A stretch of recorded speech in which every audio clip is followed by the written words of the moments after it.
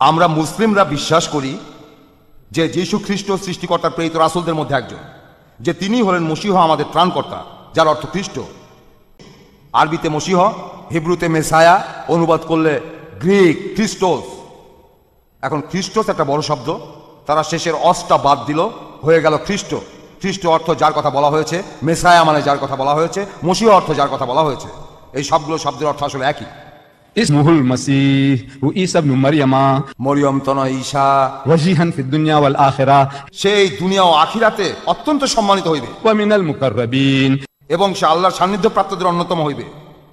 খ্রিস্টানরা বলে যে যিশু ঈশ্বরের ডান দিকে বসে আছেন।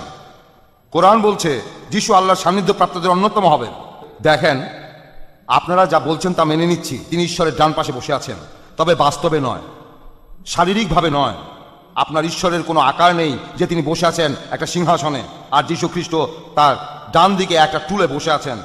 না, এটার কোনো মানে হয় না যে সর্বশক্তিমান ঈশ্বর, যিনি এই বিশ্বজগতের স্রষ্টা, যার পাশে যিশু একটা মাছির মতো, একটা পোকা, কি বলবো আর, একটা একেবারে ছোট একটা পরমাণু, যা আর কিভাবে বলা যেতে পারে, আর কিভাবে বলতে পারি, একটা ক্ষুদ্রাতি ক্ষুদ্র ব্যাকটেরিয়া একটা টুলের উপর। এটা কোন ধরনের সম্মান?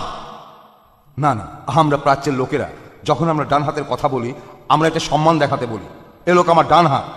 তার মানে এই নয় সে আমার ডান পাশে বসে আছে, সে আমার বাম পাশেও বসে থাকতে পারে, সে আমার পেছনে থাকতে পারে, আমার সামনেও থাকতে পারে। তাহলে বলা হচ্ছে ডান হাত, যীশু খ্রিস্ট ঈশ্বরের ডান পাশে বসে আছে, কিন্তু যীশু বাস্তবে বসে নেই, তাকে সম্মান দেওয়া হচ্ছে।